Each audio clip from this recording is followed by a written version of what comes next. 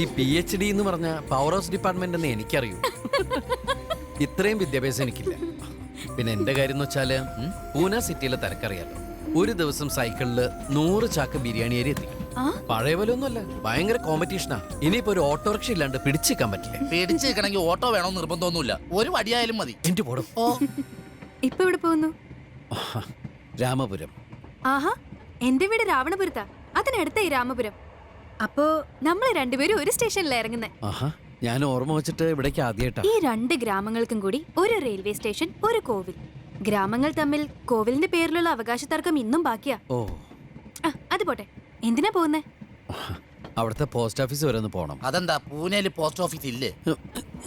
കളിക്ക് കളി കളി കളി കളി. അവിടുത്തെ പോസ്റ്റ് ഓഫീസില് അച്ഛനും അമ്മയും എന്റെ ചെറുപ്പത്തില് എന്റെ പേരിൽ കുറച്ച് പൈസ ഇട്ടുണ്ടായിരുന്നു. ആഹാ, അതിപ്പോ പെരുത്ത് വലിയൊരു തുകയായിട്ടുണ്ടാവും. പിന്നെ പോസ്റ്റ് ഓഫീസിൽ നിന്ന് പുറത്തിറങ്ങിയ ഞാൻ ലക്ഷപ്രഭുവാ, ലക്ഷപ്രഭു. ആ പോസ്റ്റ് ഓഫീസ് കത്തി പോവാതിരുന്നാ മതിയായിരുന്നു.